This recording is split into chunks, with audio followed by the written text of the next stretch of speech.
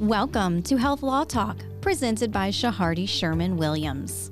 Health law broken down through expert discussion, real client issues, and real-life experiences. Breaking barriers to understanding complex healthcare issues is our job. Good morning, good afternoon, whatever time it is you're listening to this. Welcome to another episode of Health Law Talk presented by Shahardy Sherman Williams. I'm Conrad Meyer. Hey everybody, it's Rory again. We have sort of, taken a hiatus, but we're back. And today we're going to be diving into a topic that I think most people don't fully grasp, can't fully understand. And it's a topic that affects every one of us, all of us, families, friends, parents, loved ones. And until it's too late. I mean, you get to the very end of the finish line until it's too late. And that's advanced directives, living wills, and powers of attorney in the emergency room setting. And what we've got here is a perfect example to kick us off. I don't know, Rory, if you've been watching the HBO series, The Pit. Yep, absolutely. Really good series. Highly recommend. Yes. Highly recommend.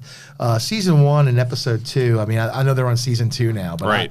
We're rewatching season 1 again, and episode 2 presents exactly with the scenario that we're going to break down today. Yeah, so we'll jump right into that. I think it's a good hypo that people maybe have seen, but we'll jump into kind of the real world applications. But essentially, in this episode, there was a patient that arrived to the ER. When he arrived, I think he presented or he had with him a very clear advance directive that said IV fluids and medications are okay, but absolutely no artificial life support, no CPR, no intubation. This patient clearly knew what he wanted. But that's not the end of it. Yep.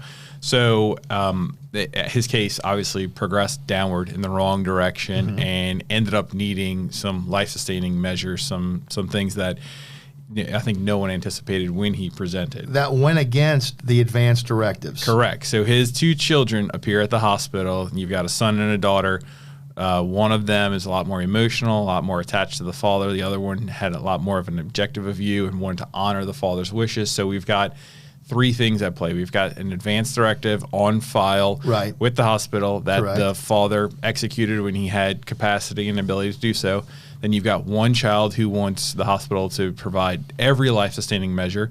And then you've got another child who is kind of wishy-washy, but ultimately wants to honor the dad's wishes. So they're at an impasse. Classic conflict, happens a lot.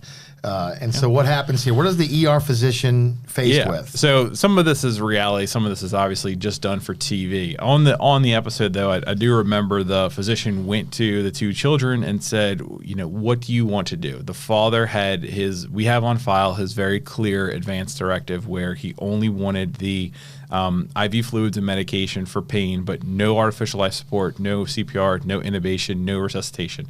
The daughter says, absolutely not. Right. We're going to do everything. And if you don't honor our wishes, we're going to call our attorney. And then you're going to have to get your hospital attorney involved.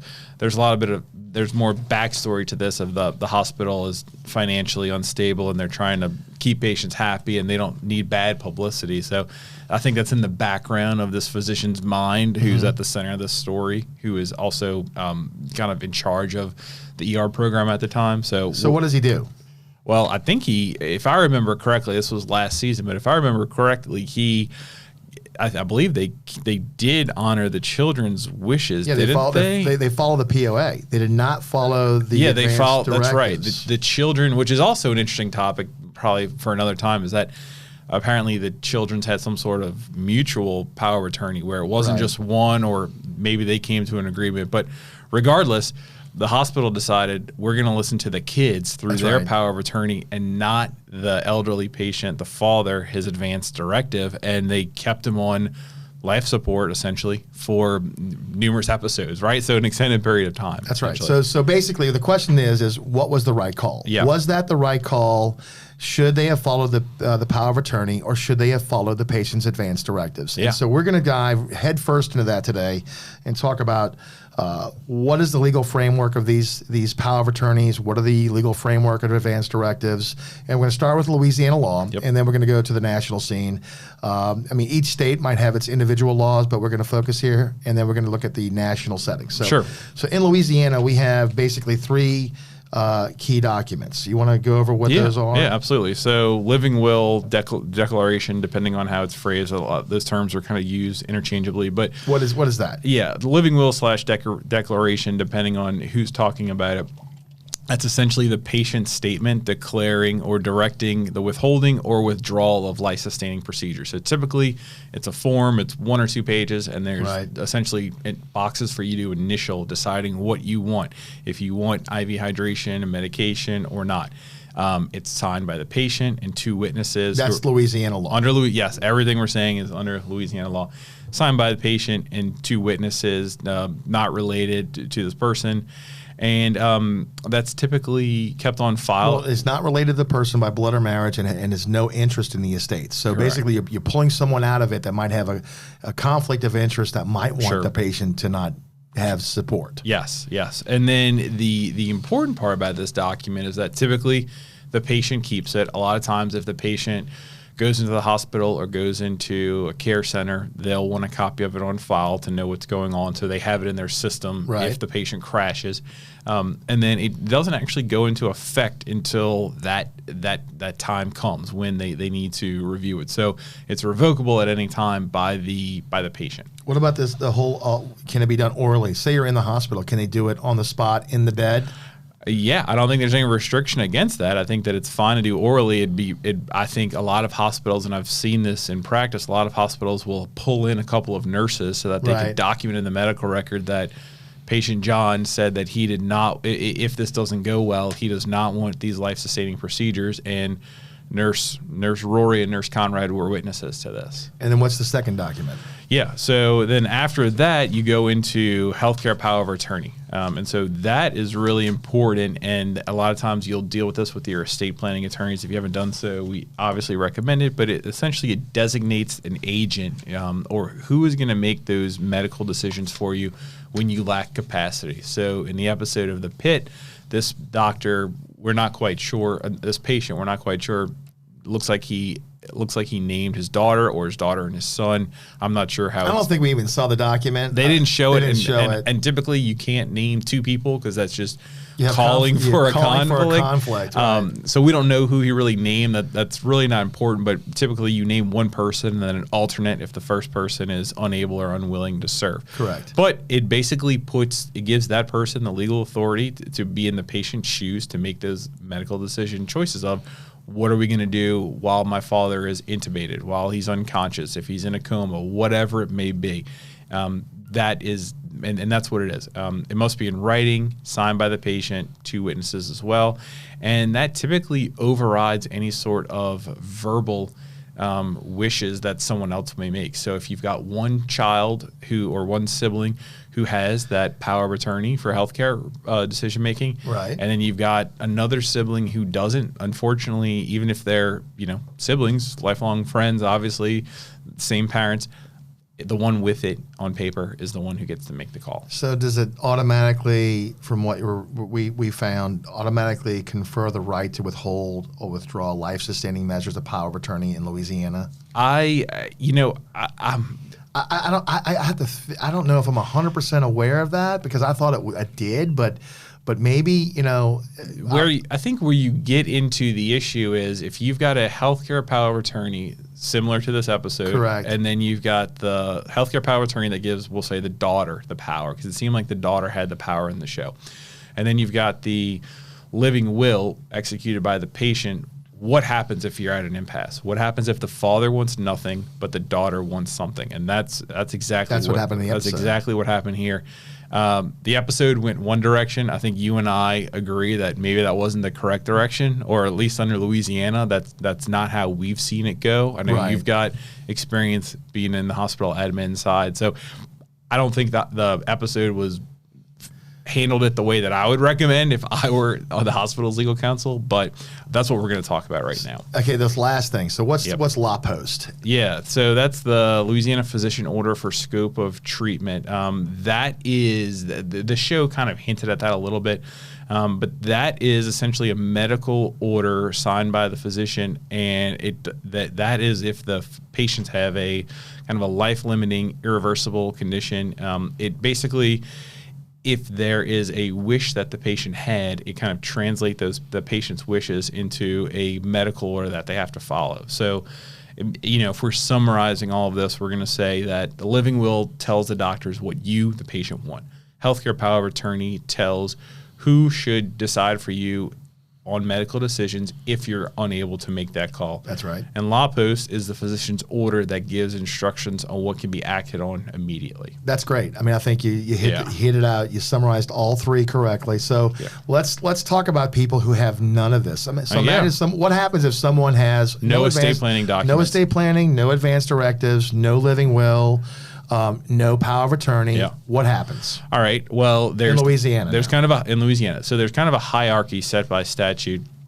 It starts with if anyone has been designated in writing. We're saying no to that. We don't have anyone designated in writing to That's make right. these. So that would have been the power of attorney that you just said in your Correct. hypo. We don't have. Does this person have a curator or a tutor? Are they interdicted? Let's presume no. It's an independent person who's lived on their own, like most of us. Right. No. Then it goes to patient's spouse, presuming that the spouse is living and still married, not judicially separated. I think some people would not want their ex-wives or ex-husbands making the decision for them. Absolutely. So still married is very important. Once you're judicially separated, I think there's a distinction between judicially separated. There is one between judicially separated and divorced. But I think the statute, I have to triple check it. I think it calls for judicially separated versus divorce. And I think that's just because you get a court order. Correct. So you can file for divorce, but you might not be divorced. Correct. And so when there's an order for divorce, I think that now becomes a judicial order. Yes. But let's presume we move past that, patient spouse, then we go to the children, which is probably 90% of the cases involving these ER style situations. So what happens when you got more than one child? It's typically just by majority. What happens when you have an even number of children? When you've got two kids, you've got an episode of The Pit. You have that scenario exactly. So the issue is what happens if there are, let's say, two children. One child in the episode, the daughter wanted everything to be done. That's right. The son wanted to honor the dad's wishes, knew the dad was suffering. I mean, it's a really tough dilemma. I mean, it absolutely is. And the hospitals are really put in a very difficult decision, but the rule is just by majority. So in that example, the hospitals are just going to they'll probably bring in a social worker, they'll talk with the kids, but ultimately those kids have to come to some sort of decision making. Another point that I've seen occur is that if the kids are completely at an impasse, which I believe there was a case out of Florida years ago on this, that I think I have some resources on that we could briefly, I have it. I have something in there for when there's multiple children and we'll just jump to it right now.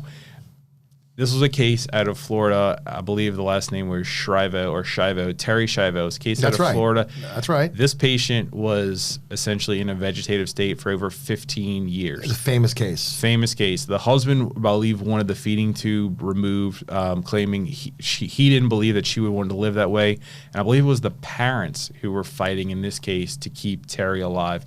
The case went over multiple times, several years. I think did it go all the way to the Supreme Court? The governor got involved. I don't know how high it went. I don't know how high it went. I think it was the Florida Supreme Court. I know the governor intervened and there was some legislation passed, but and I believe there was ultimately some sort of a consensus or a settlement where they were going to remove the tube after another period of time. But that was another case where there was a real disagreement in that case. But ultimately, it's what are those people in Louisiana? We explain the hierarchy. What are they going to agree upon? Well, it's not just spouse, the children too. So you have adult children, but then it goes to that. If you don't have any adult children, it goes to the grandparents. If the grandparents aren't there, then you have your siblings, parents, siblings, and then as the collaterals keep going down. You're right, exactly. And then it just keeps branching out. So now wait a minute. Let me ask you this: how much effort does an emergency room have to do, to reach these people? That's another problem.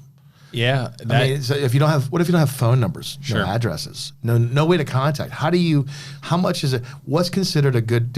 I'm just asking this out. What's good faith? Yeah, I don't think that it's definitely not. There's no there's no definition by statute on what a hospital has to do. I'm sure every hospital ED has a policy or procedure in place on what to do, who to contact, how long we're going to do it, because from the hospital's perspective, they're concerned with the liability as well. If the physicians make a decision on termination of the care, and somebody didn't want it, now they're going to have an issue. So I don't have an answer for what is good faith or how. I don't think there's a bright line measure. Yeah. I think it just is, as long as you can document the efforts that you made to contact as many descendants as you can on that list. And you've got to get something in writing from someone on this list that is in agreement, that makes the decision. And you just hope that you're not going to have other children come around to challenge it. Now we set the stage in Louisiana for the 3 documents you need. We talked about the issue. Now let's get into actually what happens when you get into the ER. Sure. So hospitals are required under law to honor valid advance directives. The attending physician must be notified of the advance directive and to take necessary steps to certify that the patient's condition can be implemented. That's by statute. It's really important that the documents are properly executed with the signatures and witnesses. It's very clear what the patient wants. That allows the doctor to do those law post orders that we talked about. So typically in a situation, if a patient presents and they find out they have an advance directive on board, it's my understanding that someone from legal will look at it to make sure that it's valid and then call back down to the ED and say, this is good, we need to follow this, or we have an issue here, we need to discuss it further. That's my understanding from talking with administrators in hospital settings with EDs. Got it. You want to talk about what happens, what hospitals do not honor? Yeah, I think that's a critical point, and I appreciate you bringing that up. So, Louisiana law requires the physician to comply with what we just talked about, those 3 documents, and they present in different scenarios. But what it also says is that a doctor who does not want to comply with any of the documents, meaning an advance directive or a law post or a POA's directive, that they have to transfer that patient to another physician. So they just can't, I guess, harbor the patient for the sake of harboring the patient and not wanting to comply with the 3 documents. Right.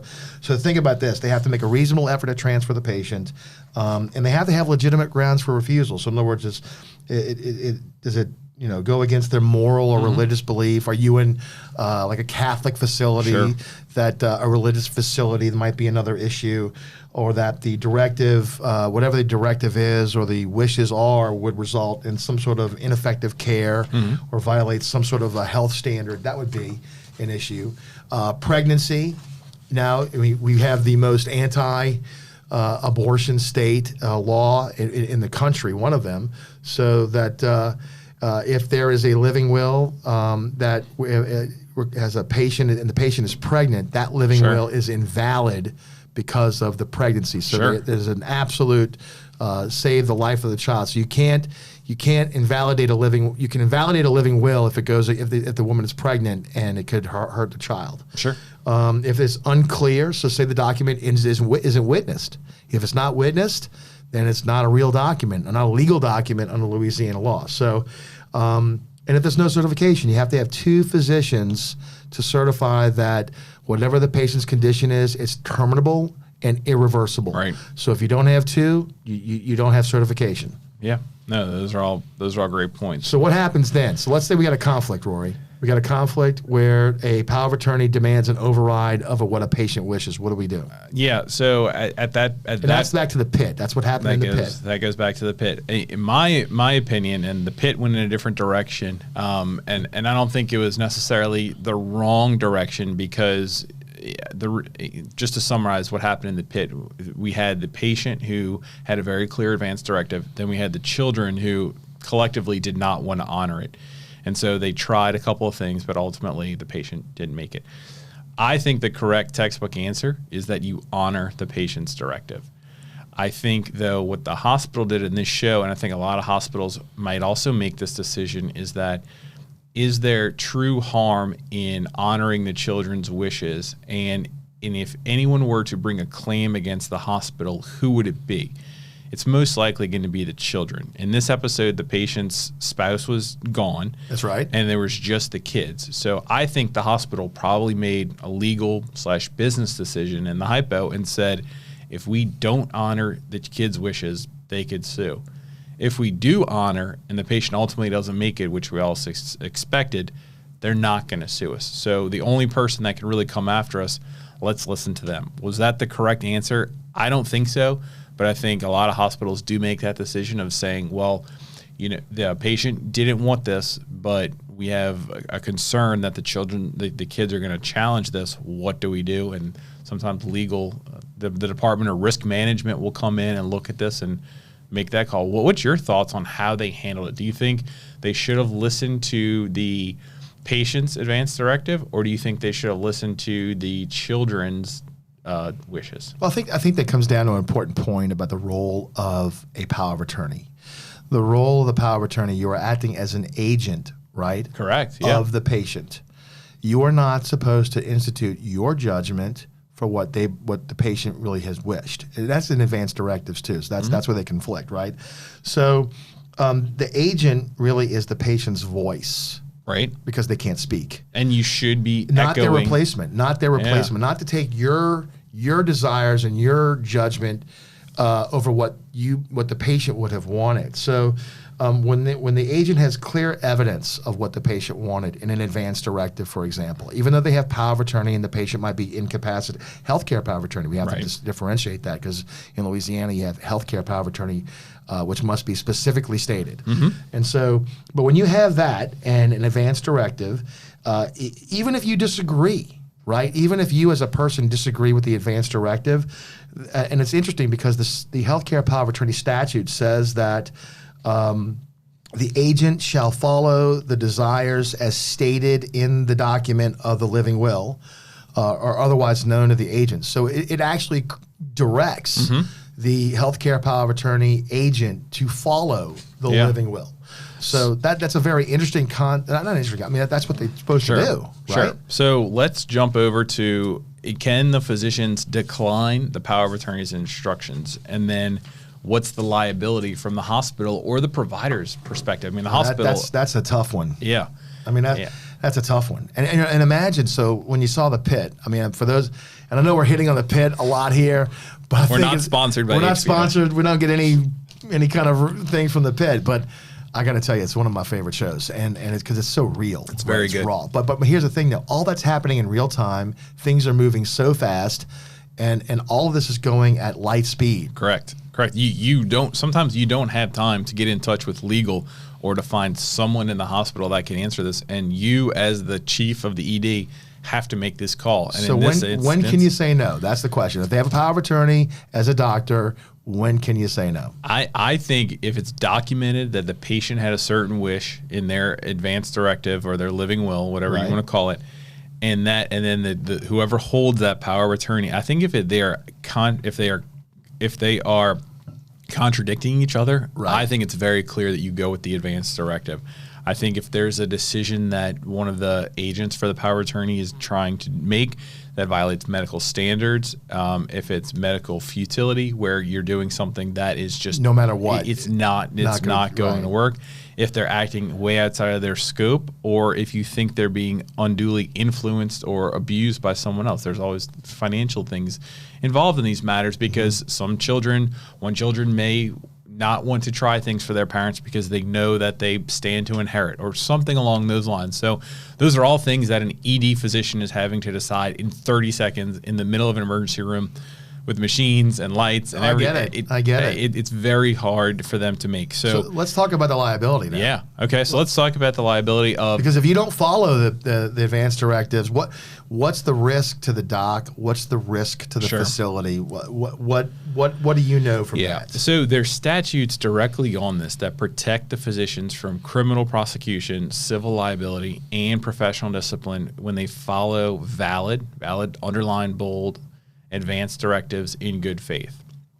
The flip side to that, though, is that following the power of attorney instructions that contradict the patient's written directives, I think creates a higher liability exposure. So in other words, in Louisiana, advanced directives sit at a higher level than the power of attorney, healthcare power of attorney. I believe they do. I think a court would look at that and say, this patient made this decision on this day. We need to honor it as if we were probating this patient's will. This patient at this day and this time wanted to leave this table to this child. We're not going to change what that person wanted at the last minute because of the circumstances. Now, here's the interesting thing. In Louisiana, under medical malpractice, if you have a situation like you just described, right, and you're going against the advanced directive and say the family wanted to bring a case against the doctor and the hospital, I could tell you from experience that if there is an unwanted or a violation of that, it could be considered a battery against the patient. Really? Which is very interesting because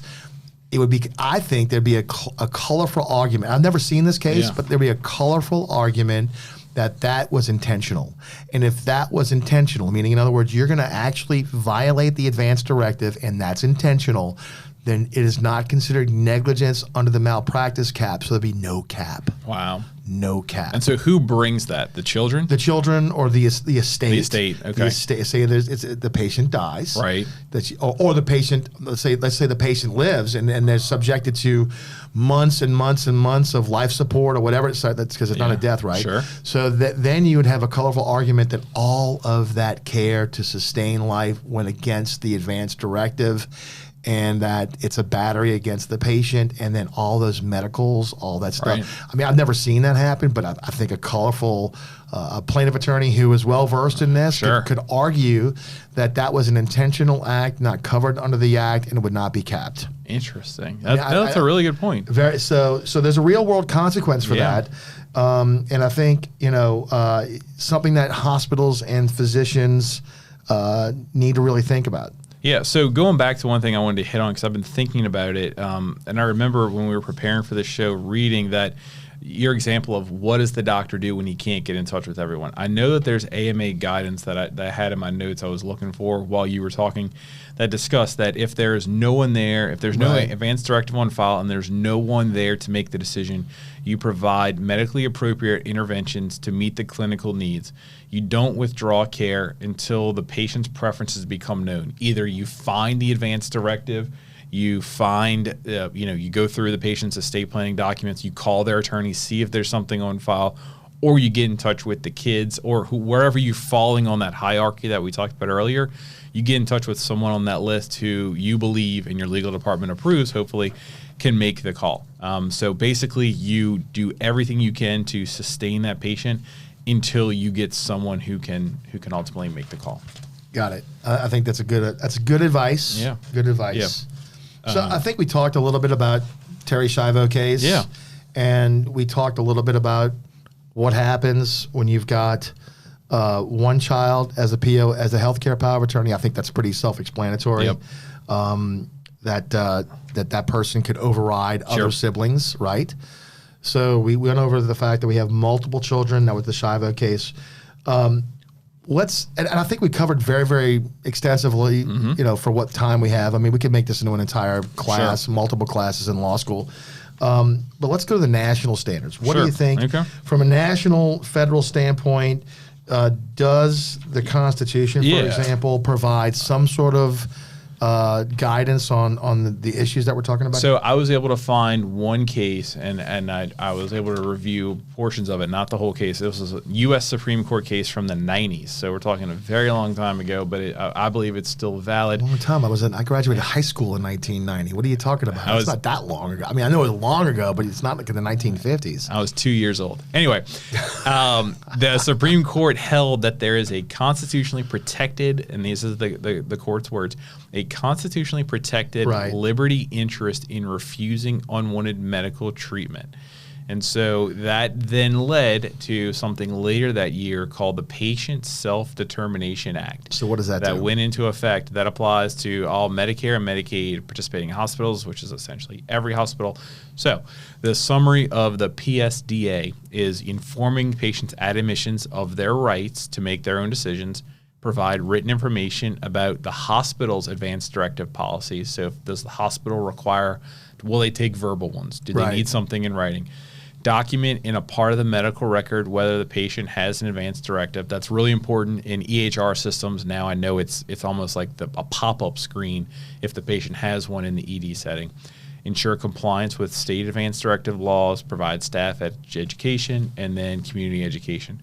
So the important part is that hospitals cannot condition care or discriminate based on whether a patient has an executed advanced directive. You cannot require patients to sign them. So you can't pick and choose your patients or say, we are not going to do everything, or we are going to do everything based on what the patient has on file. Got it. And so that's the overlying legislative or jurisprudential, case in the Supreme Court. Another intersection here on the federal level is EMTALA. So EMTALA, stabilization of patients regardless of ability to pay. For those of you who don't know, EMTALA is a body of regs that require emergency rooms to do a baseline. And I think we did a show on this. When a patient comes to the ED, that they get evaluated by a qualified medical personnel, and that they have a medical screen, and that they are stabilized. And we could do a whole show on that itself. But EMTALA, I think, intersects here on this kind of situation because it requires the stabilization in a patient who is competent, who wants to refuse treatment, has to have the capacity to do so. So in other words, you can come to the ED and you could refuse treatment if you have capacity. You have the right to do so. And I think that goes also with the PSDA that you mentioned before. So as long as we have competent patients who refuse treatment after being informed of the risks, can do so. Can do so. So even though that happens, that's why we have all these interlaying documents. So we have the advanced directives that would, allow for patients who might not have capacity to speak for them. So EMTALA also might conflict because you're required to give treatment, but patients can refuse to as long as they're competent. And if they have an advanced directives, when they're not competent, that should dictate. So I think to kind of, practical guidance and takeaways as we kind of round out this episode, I think the most, for depending on who's listening to this. So if it's a patient or a family member, obviously the number one thing is figure out what you want to do and get with your attorney to come up with a plan on preparing those documents now, because you don't want your kids or your loved ones to have to make this decision. Do you know, during our research for this, Rory, I found the statistic that only 13% of patients with advanced directives have them accessible in the ED.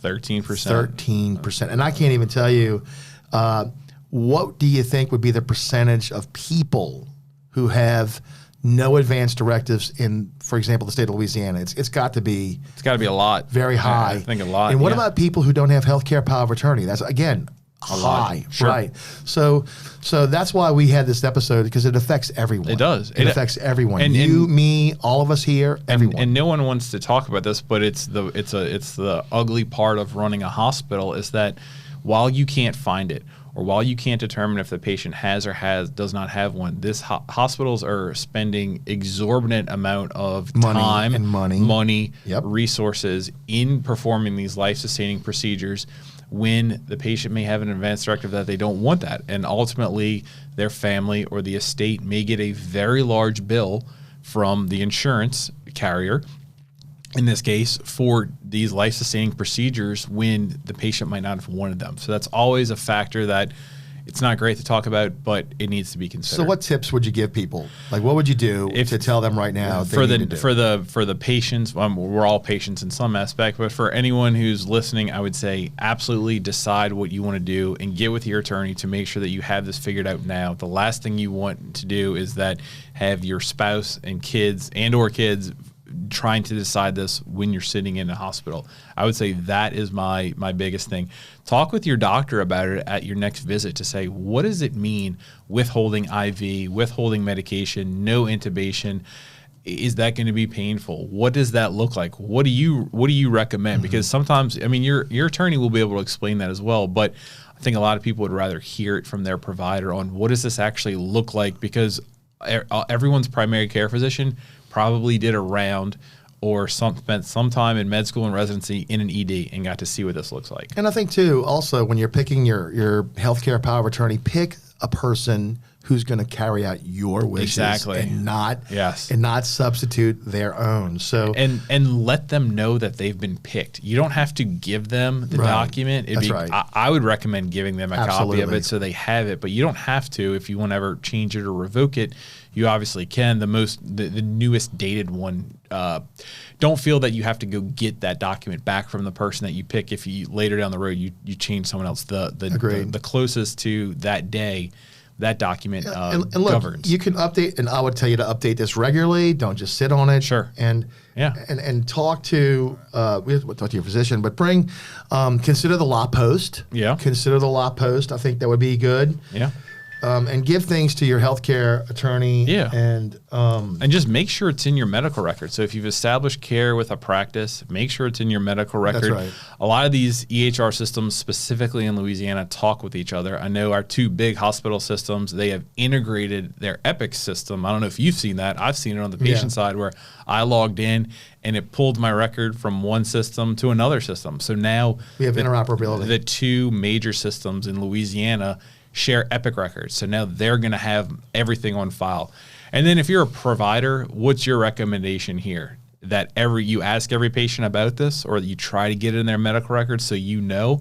Because you never know. You could be coming in for a routine check and the patient falls off the table. And shouldn't you know what that patient wanted? Yes. Yes. And let me say this, but people need to understand too. So let's just say you do all this work, right? Mm-hmm. You realize you can revoke your living will at any time. Absolutely. You can do it every day. Anytime you can do it verbally. Yep. You could rip it up. You can do it by a physical act. So if you feel like you want to change your mind, guess what? You can. Yeah, it's absolutely. Good. It's not permanent. It's not locked in.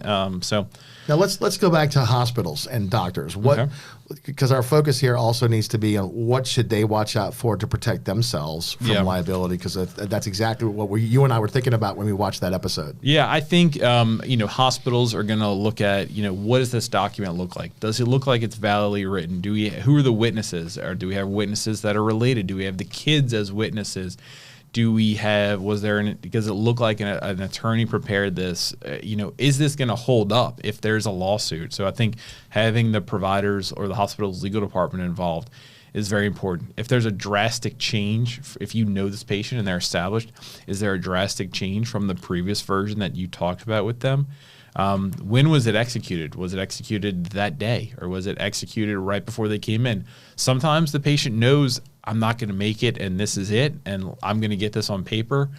But sometimes they could be coerced by, unfortunately, loved ones. So I think those are all the things that, again, that ED physician or the legal department has to figure out at the drop of a hat when the patient's crashing. So now that we've fully educated our listeners as to what's going on here, what should Dr. Robbie have done in the pit? I still go back to he should have honored the patient's advance directive, documented in the medical record why, documented in the medical record that he explained to the family all of his obligations, and also have everyone who was in that room when he did it put their names in the medical record as well.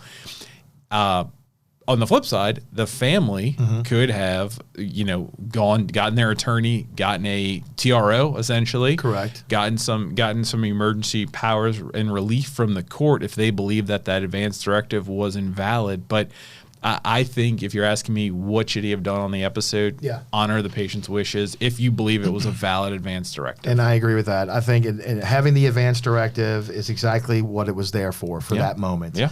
That's when the patient cannot speak for themselves. We honor their voice through the document they prepared when they could speak for themselves, right? Yeah.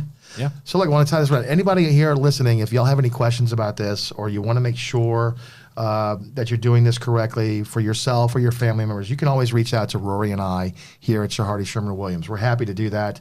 You can reach us at our main line, 504-833-5600, and ask for Rory or Conrad, or just go to our website. That's www.shahardy.com. So Rory, again, great episode. Yep. Thank you for bringing this to the attention of everyone. We're glad to be back. We're here in 2026. We're going to start this fresh, and looking forward to bringing everyone hot topics in healthcare law And we will do so on a weekly basis, right, Rory? That's We're going right. to commit to that, right? That's the goal. That's right. New Year's resolution. That's right. All right, great. Everyone, until next time, it's been wonderful. It's been great. Look forward to giving you the hottest topics in health law talk. See you soon. Thanks for listening to this episode of Health Law Talk, presented by Shahardy Sherman Williams. Please be sure to subscribe to our channel, make sure to give us that 5-star rating, and share with your friends. Shahardy Sherman Williams is providing this podcast as a public service. This podcast is for educational purposes only. This podcast does not constitute legal advice, nor does this podcast establish an attorney-client relationship. Reference to any specific product or entity does not count as an endorsement or recommendation by Shahardy Sherman Williams. The views expressed by guests on the show are their own, and their appearance does not imply an endorsement of them or their entity that they represent. Remember, please consult an attorney for your specific legal issues.